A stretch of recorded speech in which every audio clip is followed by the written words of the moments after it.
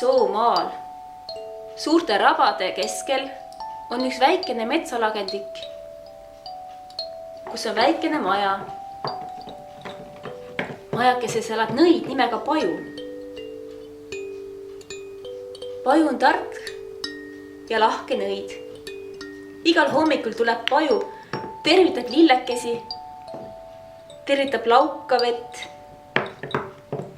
tervitab kive, puid ja põõseid ja tunneb rõõmu linnulaulust.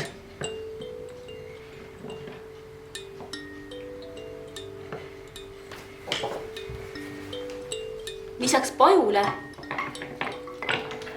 elab Soomaal ka virvatuluke. Virvatuluke on väike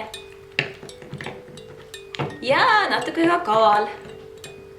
Virvatulukesele meeldib mängida vingerpussi, eriti jahimeestele, kes loomi taga ajavad.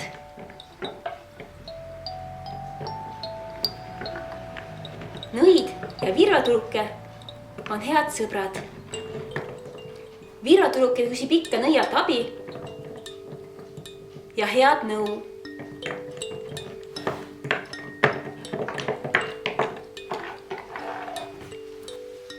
Aga Soomaal on veel teisigi tegelasi.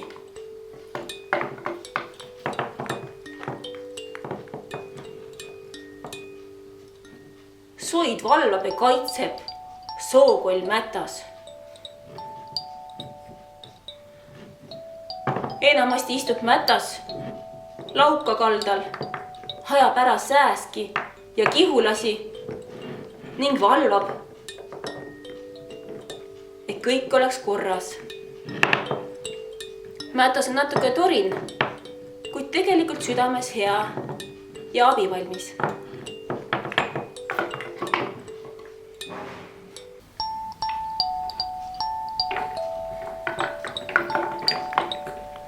See lugu räägib 3 tegelasest, kes ühel päeval lähevad otsima saladuslikku sookivi, Soomaa ruuni.